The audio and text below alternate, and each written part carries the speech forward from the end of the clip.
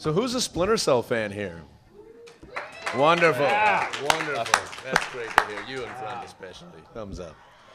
Okay, so I guess we'll get right into it now that the logo's up and we're good to go. My name is Zach Cooper. I'm the community developer for Splinter Cell. As we mentioned, Splinter Cell Blacklist is now available for purchase, and it's a wonderful thing, and these people beside me are very much largely responsible for it. This is called Out of the Shadows. It's a deep dive into Splinter Cell Blacklist, and we're looking into really how this bad boy was actually manifested and sort of what went into it. And it's a big accomplishment. It's the first game out of Ubisoft Toronto, and some people were transplanted here to come to the city to make this thing what it is, and now it is upon us. So without further ado, let's get into some introductions. We'll start on that side over there. Christian Jean-Juc. I nailed that, didn't I? That's pretty good, man. He's our animation director. So if you want to actually maybe expand on what that means and what you are responsible for, that would be pretty cool. The clues in the title. I direct the animation of the game. There you go. Beautiful. Yes, very concise. So with that in mind, this next gentleman, it'll be even more difficult to decipher what it is he was actually responsible for. Scott Lee is our art director. Yeah, so I'm not going to be a jerk like Christian. And I'm going to actually explain what I do. An art director is in charge of the visual direction of the game. That's, character design, concept art, environments, effects, on and on and on. It's a big responsibility, Big. There are like people out there who are snake charmers and like horse whisperers and stuff. Scott Lee is the human whisperer. He charms all humans to the point where they didn't even know what's going on, and we're very excited to have him a part of the panel. Patrick Redding, game director. It's a lofty title in itself. What does that mean, Pat? So Splinter Cell Blacklist, as we are fond of saying, is the biggest, most ambitious Splinter Cell yet released. And what that actually means is that there's a lot of different content and a lot of different modes. And what that requires is big teams of really sharp, expertly trained people with specialized skills like these gentlemen over here. And in order to kind of help keep the creative vision and the player experience intact across single player, across co-op, and across multiplayer Spies versus Mercs, we'll have game directors that are responsible for a mode. So mine was the single player campaign, and my job was to kind of stay in the head of the player the entire time and work with the level designers and the artists and the game designers and animators and everybody else to ensure that was the game we shipped. So Pat basically worked in the Matrix. And to my left, Alex Cool Under Pressure Parizeau, senior producer. This was a very ambitious title, as Pat alluded to. What is the role of a producer, especially when you're combining talent from around the world?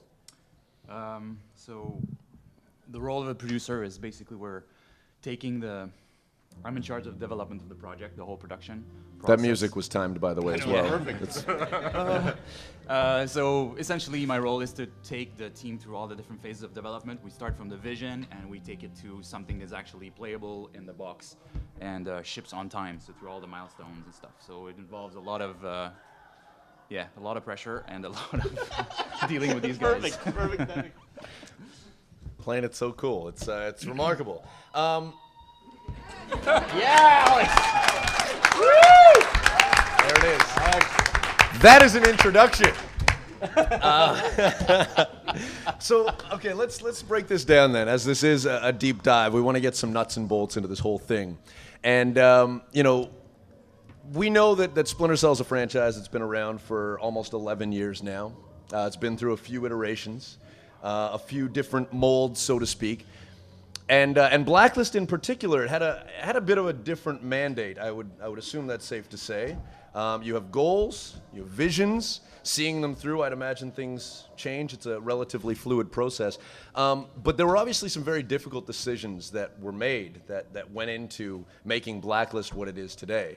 I want to kind of go down the line, and you can expand on each other's points as well, but just to get, I guess, your impression of what maybe some of the most difficult decisions you had to make were in the development process? For me, I would say we committed really early to something really ambitious, like something huge. We were coming out of Conviction, and right from the beginning, we knew that we wanted to bring back Spies versus Mercs. We knew the game was going to ship on PS3. We knew that the graphics had to be better than Conviction. We knew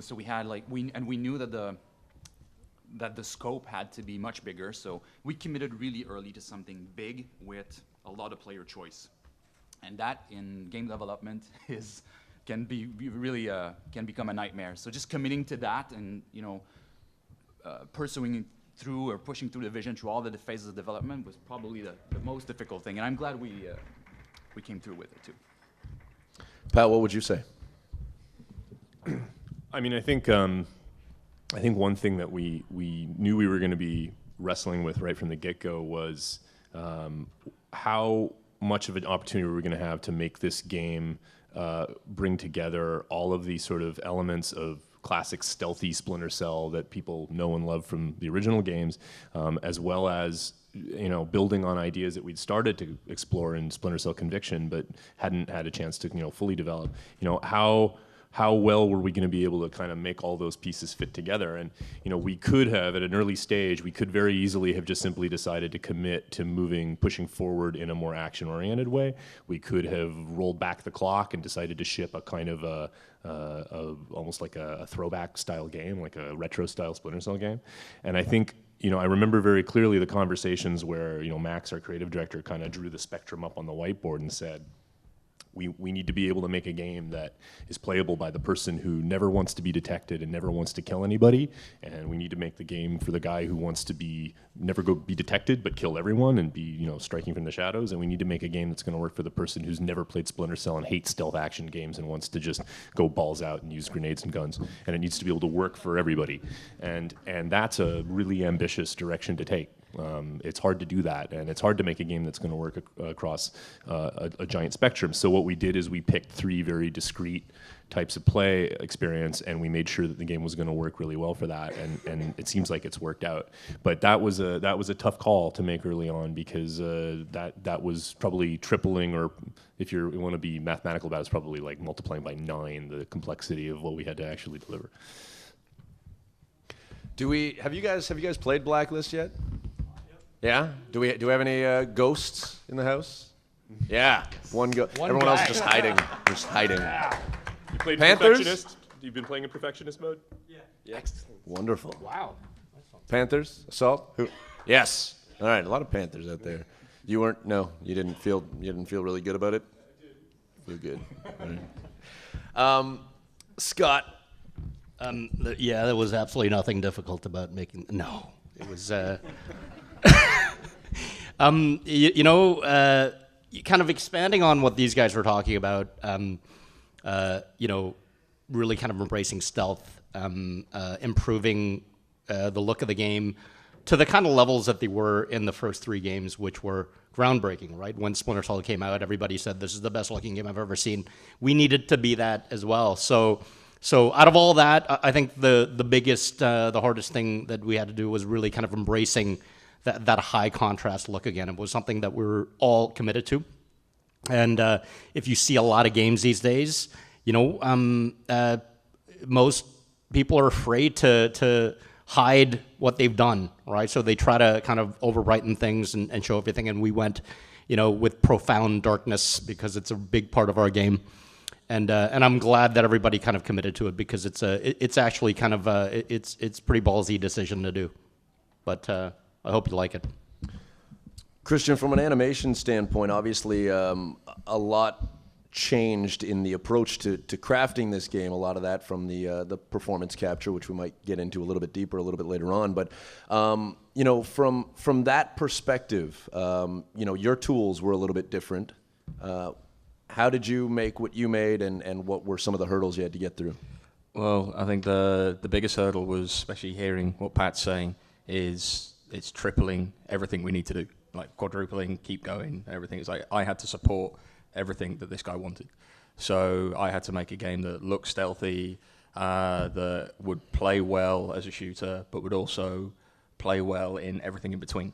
and then we had to add all the AI and how everything was going to react to that, and then all of a sudden my animation budget just goes and just explodes.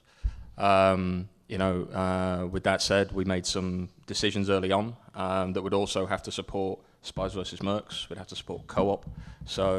And we had to make the controls feel the same throughout.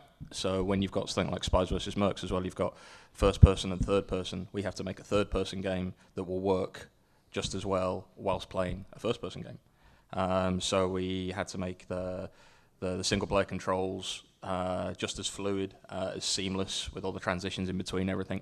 And without that, it would have been hard to have had such a cohesive Spies vs. Mercs campaign. So I think that one of the biggest challenges for me was making sure that I tried to blur the lines between all the game systems as much as possible, which kind of resulted in our like everything in motion kind of philosophy throughout everything. So I would say that was my biggest thing, because everything we did had to have that in mind.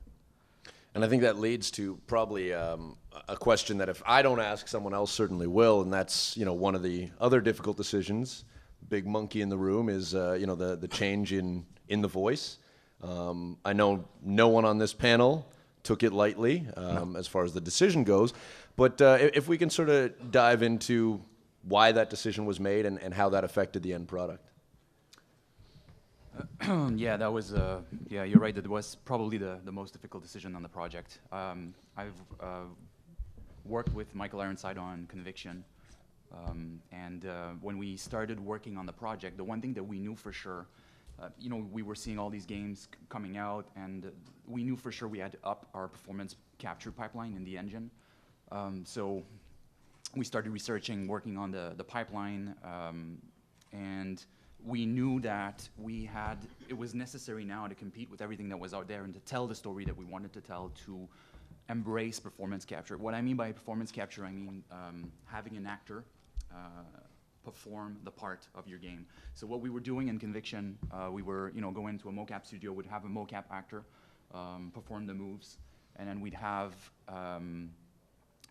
perform the animation or the scene, and then we'd have an animator. Well, we'd have Michael Ironside in a booth speaking on top of the animation, sometimes not at the same speed, sometimes not at the same level, sometimes it was getting him frustrated too, because he wouldn't necessarily have, like, the timing would have been a little bit different than the actor that was doing it in a suit.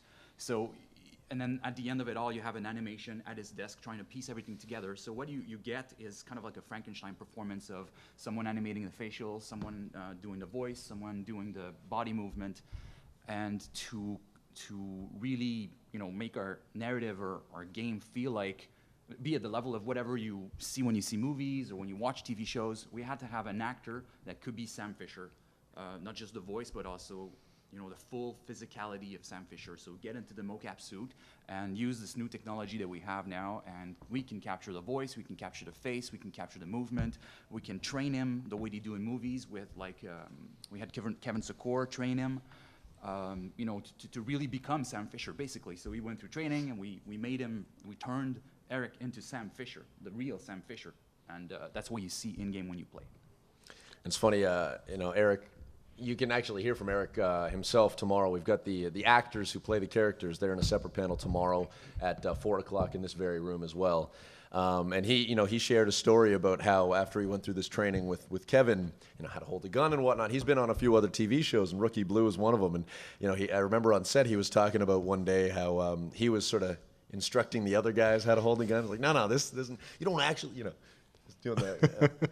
It's cool what everyone takes from the process, and evidently he took a lot. From the gamer's perspective, it changes a fair amount of the gameplay experience, Pat. From your standpoint, as you have to think about the gamer when you're doing what you're doing, what does Eric Johnson bring to the table, or what had he brought to the table that we couldn't have gotten before? Well, I think it's important to understand the process by which we create games, video game development among media, among art forms, I guess, if we can call it that, is more volatile probably than almost anything else. Filmmaking, television making changes and evolves. New techniques and new technology become available. But we literally go back to the drawing board every time we start up a new project, and we're expected to, because we're competing with everybody else in the industry that's doing the same thing. And I think what that's meant is, over the long haul, as this generation of games has really started to hit its stride, now the process by which you take the contributions of an actor has transformed from being a thing where a guy flies into town for half a day and records a few hours worth of material, and then maybe you talk to him again in another 6 months, to a situation where we have an entire cast of characters. And these characters appear like in every scene practically with each other. So they are used to being together as characters, and now the actors are used to being together. And so it's a lot more like the way a television production works, where you've got a cast that kind of grow into these roles, and they have months or years in which to really make these characters their own. And I can't understate that point. I mean, what we do is a little bit invisible, I think, to a lot of players, but it's worth noting that we worked over 3 years on this game, and we had actors working in the performance capture space for at least 2 of those years. And they really, they were having a chance to go back and iterate and craft. They were building their performances the way we build the game, which is almost unheard of. And so what that means is that while we're creating the levels and building the missions and creating the spaces, and they're sort of slowly coming together and becoming more and more real, we could literally take our cast and bring them out of the performance capture space into the studio, sit them down in front of the screens, hand them the controllers, and they would put the time in and learn these maps the way you and I would when we play. And I've never had that working relationship with actors before. And so aside from everything else that a guy like Eric brings to the performance in terms of his physicality, his voice, all of this stuff, there's just the time and the commitment and the investment in what the game is about. He is as fully invested in this game as he would have been on like 2 seasons worth of a television show. And that made a giant difference, because we could really build a shorthand with him, and he could really craft who Sam Fisher was the way an actor would always want to in any medium. You talk about the kind of the evolution of the vision, and that's something I think a lot of people are curious about as well. I mean, when we announced Splinter Cell Blacklist at E3 of 2012, it was a somewhat different game than it is today. How would you guys say that the vision changed from concept to completion? I think, it's funny. There were changes, but I would say the thing that people need to understand about E3 and about making a big announcement, particularly when you've got Max and Alex on the Microsoft main stage, is there's a lot of noise to your signal, so you're obligated to come out swinging, right? You need to make a big, explosive, splashy introduction so that people suddenly perk up their ears and go, oh, wow, okay, yeah, Splinter Cell. Because some of them have heard of you and some of them haven't heard of you. And the reality is that we needed to be sure that we were on everybody's radar. So that demo, which represents an incredibly compressed version of our gameplay loop, like literally, it's like we just packed everything that we were going to have in the game potentially and squeezed it into this kind of little 5-minute segment, 6-minute segment. Of course it comes off feeling like super high octane Hollywood, crazy, explosive madness, right? And I think that we knew that there were risks associated with doing that, because people would go, whoa, whoa, whoa, like this is daylight and what's going on? There's airstrikes and this isn't Splinter Cell. But the point is we were trying to make a statement to people who maybe weren't thinking about Splinter Cell yet. And we knew that thanks to your efforts, we were going to have a channel to our community of the core fans, so that we could explain to them that, what it was we were trying to communicate and what it was we were going to be doing. And as the game continued to reveal new elements of itself publicly, we knew that the fans were going to be consoled by the fact it was still a stealth action game. Mm-hmm. And I'd imagine, I mean, you guys can expand on this as well, the idea that this is the first game out of a new studio, there's some innate pressure in that as well. Maybe talk about that and some of the philosophies you had in mind when it came to building these teams. Each one of you has a huge team that you lead. What were the factors, what were the elements that you look for to try and create this vision? I'll take a go. Well, is everybody going to have a say? Or no? I'm just going to talk about artists then, because nobody else matters. Yeah, I mean, when we came onto the project, there was one artist working on the project when I came on. So we had to build this team from scratch. And it's a daunting task. I mean, I've always inherited art teams when I moved on to projects. So there's always kind of a history. There's a certain time to get to know you and stuff, but everybody kind of is familiar with what they have to do. With us, we had to kind of start from scratch, and there was something kind of magical about that. As hard as it was, I think one of the big things was that we could build our core team with people who were, absolute fans of Splinter Cell, so that they could really kind of put their heart and soul into it, really have great personal opinions about how things should be done, how things should look in our case, and really, guys who we knew worked well. And for me, chemistry is everything. Our team threw away basically nothing, and I've never worked on a project where we didn't go sideways. And that's the reason why this game is so huge. I mean, it was a massive game. We finished it in 3 years. I'll tell you, I've worked at other companies that couldn't do half the work in double the time. So this is, I think this is a real testament to our leadership and the fact that we could really kind of build a team full of people who are committed to it, who loved it, and it's really important. And I really think it shows. Yeah, it was, to be honest, when I moved to I've been with Ubisoft in Montreal for some time, and then I moved here three years ago when the studio opened up, and I just remember the huge empty rooms that we had at the studio back then, and I'm like, oh crap, we have to make this game, and everyone that's going to work on it has not even been hired, like no one's here. And we talk about brands and we talk about the tech, but without really solid, talented people, there's no game, there's nothing happening. And we were, really lucky to find amazing people to come and join the studio. But even that's not enough. Like, you have the most amazing people in the room. If they can't work together, if they don't trust each other, if they don't know to get things done together, if they don't know who's responsible for what. And the industry is a little messed up in a way that every studio or every project has its own pipeline. So you have to adapt also to how Ubisoft works, how Splinter Cell works, how this engine's gonna work. And you have deadlines. You have to, you're playing the game. You don't care if we're doing it, we're new people doing it, or if it's like an old team doing it. You just want a good game. So ultimately, we have the pressure of overcoming these challenges or these difficulties, so that the quality of the product is never, the game is never at risk. And that's ultimately what was, I think, for me, the biggest challenge, and what I'm the most proud of is this team really came together early, and we delivered milestones after milestones, and it just got better and better and better. And by the end, we were on a roll, getting things done like crazy all the time. So it felt really good. Christian, from your perspective? I don't think we missed one milestone, did we? I think we hit everything, pretty much. Couple. Either way, no, it's like, I remember when I first came to the studio, there was already a couple of animators that Alex and Max had brought over from Montreal, and they had previously worked on Conviction. So for me, it's like before I came here, I'd been playing Conviction, and Alex and Max had tasked me with basically, okay, hey, we want to improve the animation on this, go. And I'm like, oh, okay, it was already pretty good. What do you want me to do? I can do more if you like. It's good. So I think with me, it's like I had to kind of rally the team and then make sure that we had a very clear direction of what we wanted to do. And again, this was it. For me, it started with finding the right people to work with. Then once we found those people to work with, it was finding the right inspiration as well. And this kind of is one of the things that led to us finding Kevin Secor.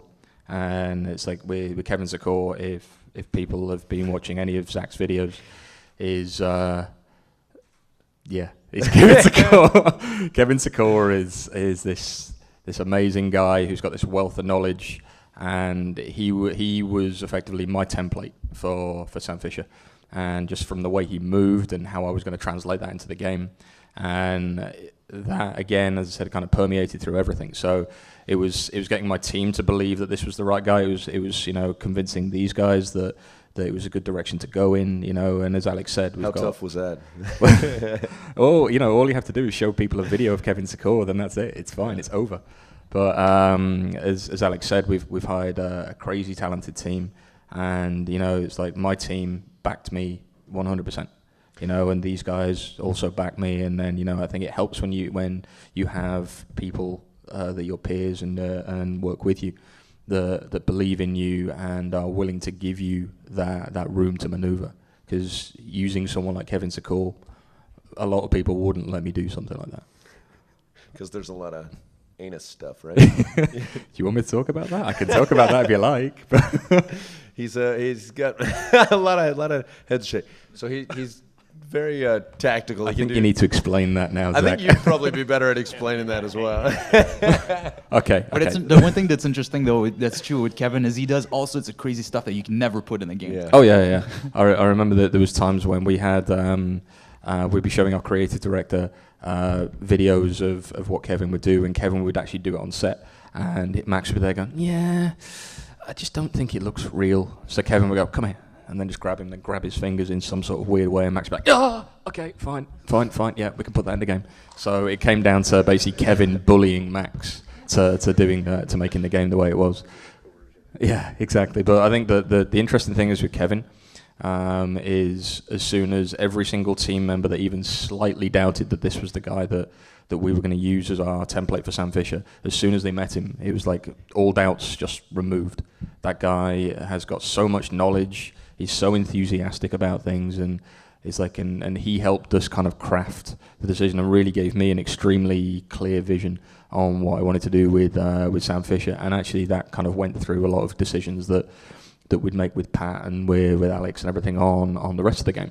So I find working with him was a really interesting process. I want to ask you guys, you brought up something about the pressure from the fans and whatnot to deliver a game that pleases them. There was also pressure, corporate to make sure that it's a game that goes beyond just the core Splinter Cell fans. And then there's also the added pressure of this being, the first game from the studio. If you guys, you all have very different perspectives on how pressure affects what you did on the project day to day. But I want to hear from you guys in terms of, what kind of pressure you felt and then how you got past it, and ultimately how you feel about, what happened in the end. Okay, that's a big question. For me, there's always two types of pressure. There's the pressure from fans who are going to play the game. So you're going to, I love games. I play games all the time. And every time I work on a game, I want to make a masterpiece. That's what I set out to do. I just want to make the best game possible. That in itself is a lot of pressure, because if you know the inside development of the process for developing game, it's not a science. We haven't nailed exactly how fun is going to work and how quality is going to come out. So just this is already a lot of pressure. But I think what was special about this project specifically is because it was a new studio, a lot of people committed their families or their careers to come and join the team. So not only did I feel the pressure from shipping a high quality game, which is the similar pressure that you feel every time you work on a game that you guys have felt a bunch of times as well. But there was also this the desire the pressure to succeed, so that this venture, the new studio, would succeed. All these people that committed their families, their careers to come here would feel like I made an amazing move for my career, so this is all worth it. So it had to be worth it for the team, and it had to be worth it for the fans. So that was a special kind of pressure for this project. I think part of it is, if you look at Splinter, it's a game that, because it's so systemic, because it's about having this AI that's not scripted, that's really they're people and they have behavior and they go about their business. And you've got all these kind of dynamic elements that are really the player's tools for being stealthy and for being tactical and for being Sam Fisher.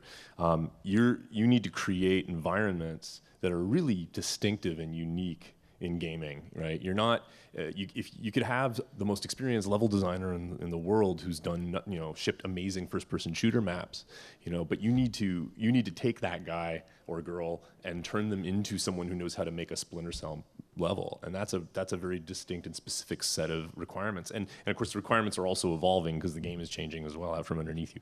But the idea that they need to embrace that notion that the player is entering a space that hasn't been built just for them. It's not a theme park exhibit. It's a world that has inhabitants that should feel like it could live and exist in the real world. And so I think taking a bunch of new level designers and even some people who have a lot of experience and kind of getting them to embrace that principle and then own it, so that you're not telling them how to make their maps, but they're coming to you with really good ideas that work for Sam Fisher and as a Splinter Cell map. That's an interesting challenge. That's where, you know, the whole process of creative leadership becomes really difficult, because, you know, when the days get long, you know, you want to start telling people how to do their work, and that's not going to lead to anything good or useful. So I'd say that was probably the hardest part, just kind of indoctrinating people in the church of Splinter Cell. Scott, yeah. Yeah, no pressure. No, None. There's lots of pressure. I think the biggest for me really is the fact that Splinter Cell has such history. Sam is an icon. It's about as big an icon as you can get in video games, and for us to exactly right. Just to kind of, you know, it's about reinvention, it's about recreation, it's about updating, it's about provenance, it's about not ignoring the past. It's about bringing all that stuff together, you know, creating a brand new Sam, and one that kind of holds up to history, but still is relevant to you know, things that are out there today. I think, and the big thing for us really is about pleasing the fans as well, because we have, you know, the most hardcore, most dedicated fans in the world, for sure. And yeah, I mean, you know, I want to please the hardcore fans as much as I want to please people who've never heard of Sam Fisher, right? So really kind of you know, recreating the icon and you know, capturing that was a great deal of pressure. Okay, yeah. It's reiterating what these guys say, really. I mean, it's like we wanted to. We're well aware of the history of the franchise, and we want to make sure that we do right by the game, right by the fans, and you know, it's like we took it. I think even with the whole Toronto studio as well, it's like this just wasn't another game. We're starting a studio as well, so it's like we took it personally. I think, you know, we invested a lot into this. You know, it's like I think we ate, slept, and breathed it for, like, you know, for me 2.5 years, and for these guys longer. You know, it's like we wanted to make sure that we could do the best possible job that we could do, and you know, it's like everything was an influence to us. You know, it's like, as I said, you know, from reading books to watching films, and everyone's thinking everything we do, could this work? Could that work? And you know, it's like I remember. My favorite story from all of development of Splinter Cell was the moment that Alex and Max were on stage. And Alex can maybe talk about it more, but it's like we had an internal video shown recently, and it made me tear up. It was like when I was watching, just because oh my god, I'm getting all upset now. But no, but the moment was there was a specific moment in the demo that we knew was really hard to pull off, and Alex had been practicing to make sure that he got it right in front of millions of people, I think it was. I don't know if you realize that, but when they get you on the stage to do those demos, you're actually playing. So you're playing the game. And our demo, for some weird reason, because we're crazy, was like extremely hard to play. It was like we made it look like it's, you know, it's like fluid, because basically. It is fluid. Wait a minute. You know, but the idea with the E3 demo is basically was the perfect incarnation of the Panther style gameplay in motion. Yeah. So you know, we wanted to play like the perfect Panther guy. I remember Pat saying everything's compressed, so we've got less time to do it. It was insane. Like, I don't know if like people might remember, there was like we called it the Mozambique drill, like a move that you had to do. But I had to chain the freaking kills perfectly. And even after I rehearsed this thing more than 500 times, I'm sure. Like, I was doing it all freaking weekend. And you know, I'm doing it because you're playing on stage. The TV's really far. You can't see anything. So I'm doing it like my back against the hotel room door. The TV's on the other side. Max doing his speech, and even then I'm missing it like 1 time out of 5. I'm screwing this thing up. So you're on the stage, you're sweating, you're like, Max talking just like millions of people, it's on TV. You see like a really little crappy monitor right there, and then you have to play this game, you're performing basically your playthrough in front of everyone. That's the most pressure I've had on this project. You pulled it off. Yeah, and the story too is I did the same thing on Conviction for the Microsoft thing, and when I was on stage, there was a bug at the end where like I was supposed to mark a guy and storm into the room, and I couldn't mark the freaking guy, and I couldn't see it, so I messed up sort of the end. I managed to sort of figure it out at the end, but I was psychologically traumatized by this experience. So now to go back on stage and do it again was just like, So the I moral am of not the- messing this one up. So I don't think you'll see Alex on stage ever again. Yeah.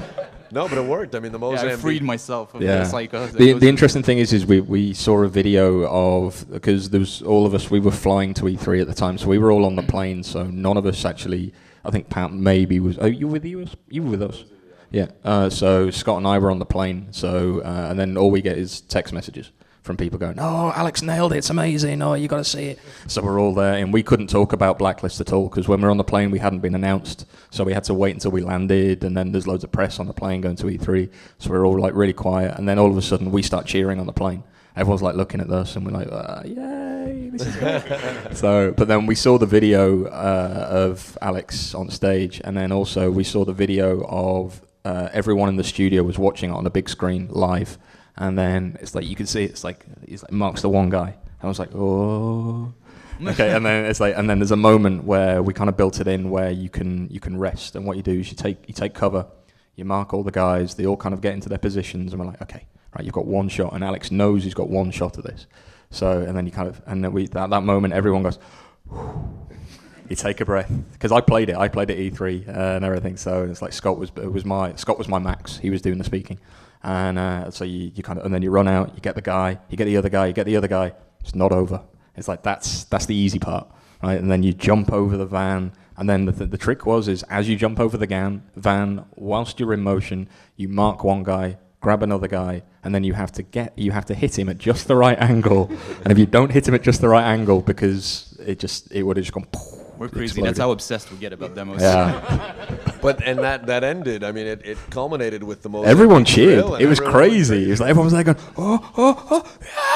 So It even got a cheer. I think it's the only demo I've ever seen at E3 that's had a cheer in the middle. It was amazing. So my last question then is: has the wound from that Conviction demo healed? Not quite. I lost a couple years of life expectancy. I can see that day. I think it's never coming back. We do have a few minutes left, and I wanted to open it up for some questions from you guys as well, and we do have some stuff to give away as well. So by all means, if you have a question, just raise your hand, and we'll point to you and tell you to go ahead. Is there any unused ideas that you have? That you didn't And if so, can I have them? Yeah, is there any unused ideas, like new gameplay features and different environments that you were thinking about using, but you didn't really get around to it? He's looking for an exclusive on the next one. Karambit to anus. It's a thing. It is. Stop shaking your head. It's real. I'm so tempted just to drop some really cryptic statement about something, like a one-word thing, but I'm just going to get into so much trouble. Kangaroo. With my Just do life. that. I mean, the thing about making a video game, and this is kind of a serious answer, is like it's like you go through this process that's really additive at the beginning, where you're just like piling ideas, and you're kind of molding it into what you think you can ship, right? And you try to draw on your experience so you don't do something stupid. And then for a long time, you're kind of rearranging some things. And then you go through this process where you just have to edit, right? You're just like, okay, what's the core of the game that we absolutely want to protect? If it's not that, it doesn't go, right? So yeah, it's kind of like you're piling wads of clay into a big lump, and then you go around scraping the clay off until you have a finished sculpture. It's really that. So there's tons of ideas. Every single game that comes out now, probably more than ever, is there's like all this stuff on the cutting room floor, and yeah, sometimes that stuff shows up later, and sometimes it doesn't. I mean, I've got one. It's interesting because we looked at all the iconic moves of Sam Fisher, and one of the iconic moves that we really looked at bringing back was the split jump.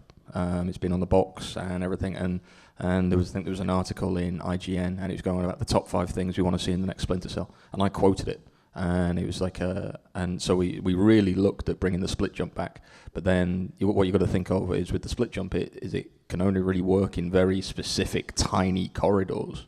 So it was almost, that would have been like a scripted move and wouldn't really have fitted within the systemic idea of the things that we were trying to do. So yeah, we had one of the concept artists kind of draw up some really cool concepts of the split jump. I even animated it. It just didn't fit with what we wanted to do. He was like, but it was something we seriously considered. You know, I wanted to bring it back, but it didn't work for that. Who knows for the future? But you know, you never know. I've actually got the reason why we couldn't do that, because his legs would have to be about 8 feet long in order for that to work. So I actually do have a quick one, and I'm still really bitter about this. Is that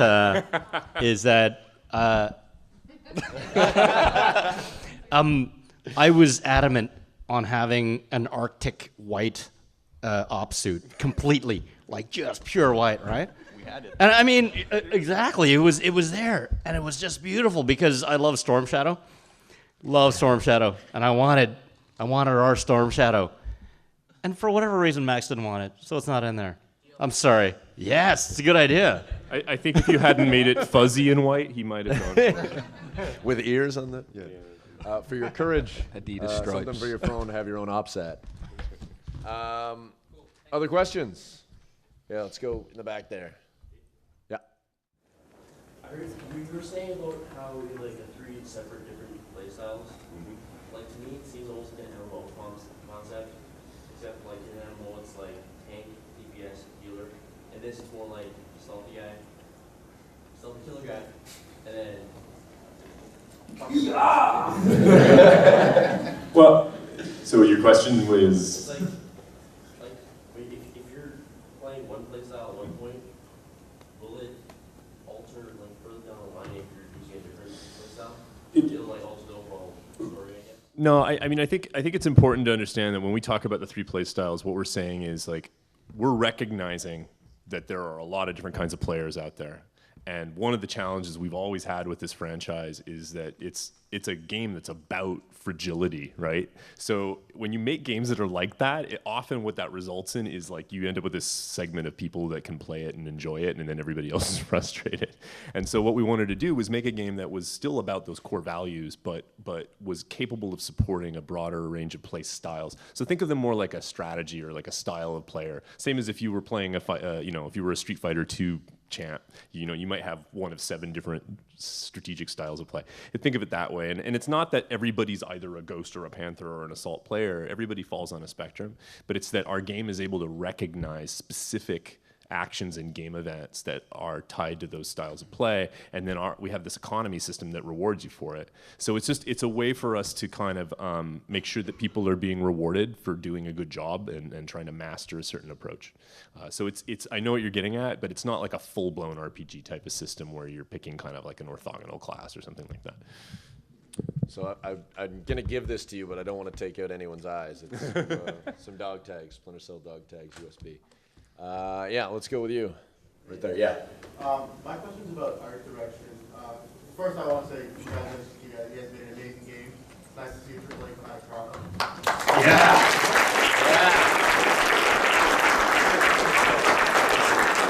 The beard is awesome. My question about art has to do with, I really like how you guys do some of the objectives that pop up and some of the other art that's been inspired from that's come from the other game. However, you've stopped doing the black and white, or as far as I can tell. Is there a specific reason for that you chose to go with? Yes, because it was ugly. That was a real simple one. I have an interesting story about that. When I was called about this opportunity to be art director on the new Splinter Cell, these guys gave me a phone interview, and I talked to Max. Max was on vacation. Max, our creative director, and he called me after I talked to Alex, and he said, "So, how did you feel about the black and white?" I mean, I knew it was his decision. I mean, he was a creative director, right? So, I said, "Hey, I knew what you're getting at there, but." I think it was a little too much. That's what I said.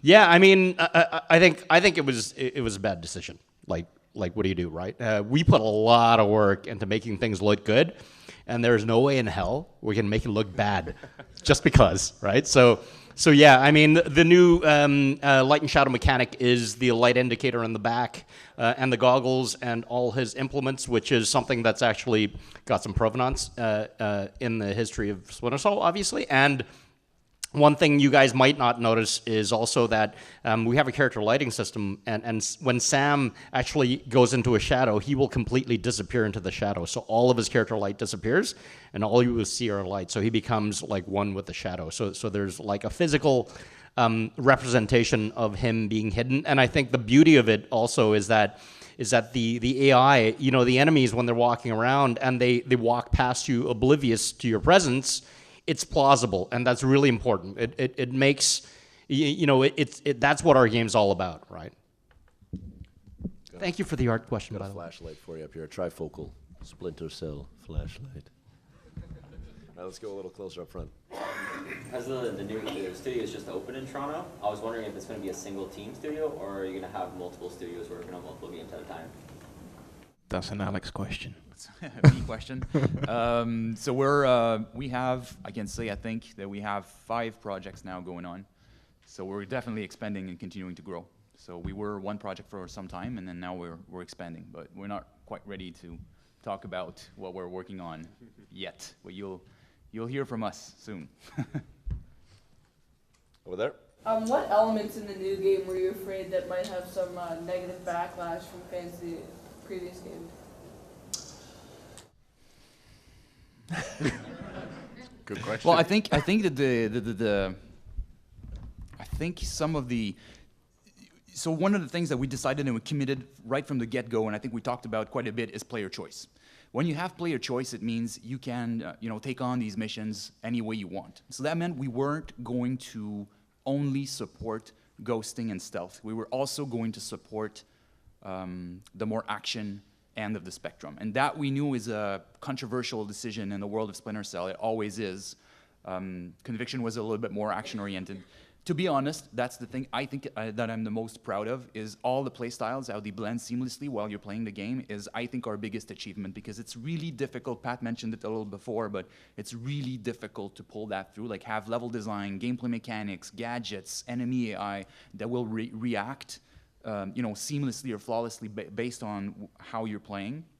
But we knew that was going to be a controversial decision. I hope that fans that are, playing the game now, if they want to play stealthy, they crank up the difficulty to perfectionist, which makes it really hard to go guns blazing if you're trying to.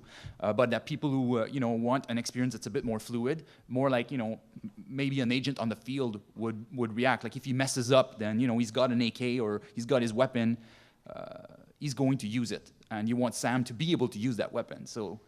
It kind of makes sense also to go into that direction.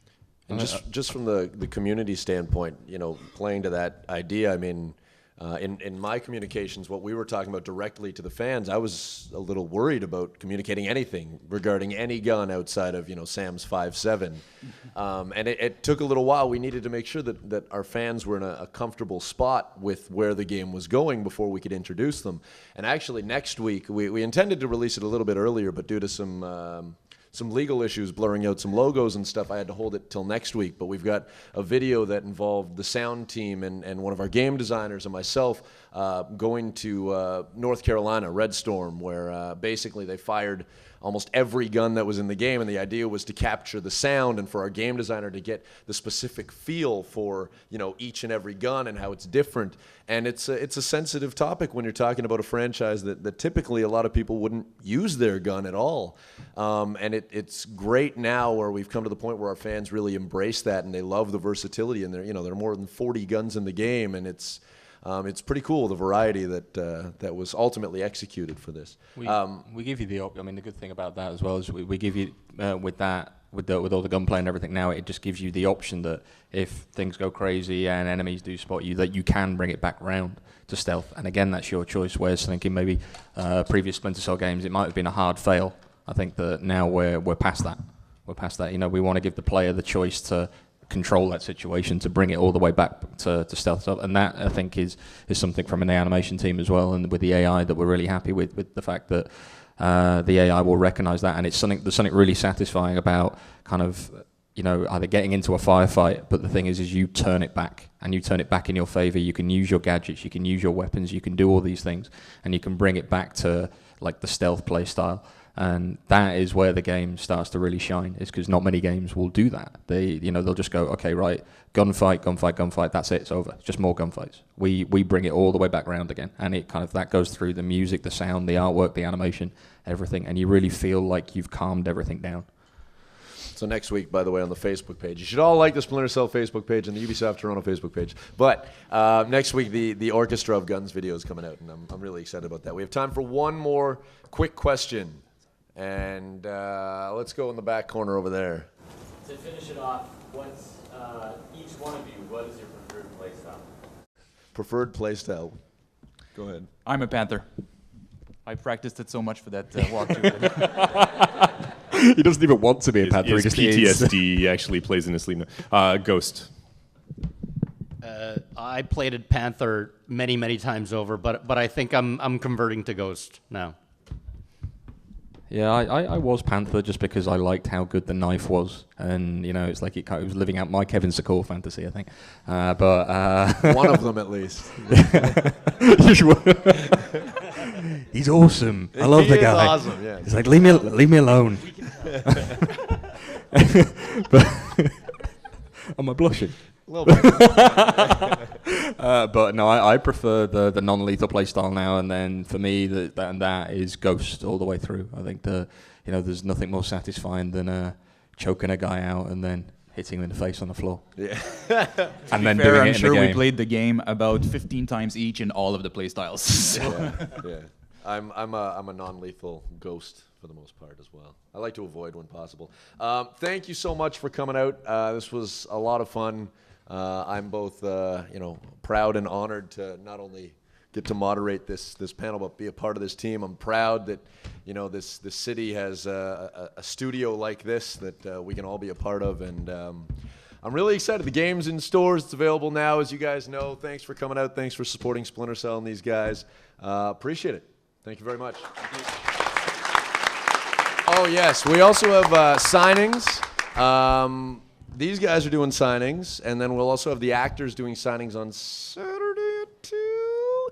And 3 o'clock tomorrow. Tomorrow's panel with the actors is at 4 o'clock in this very room as well.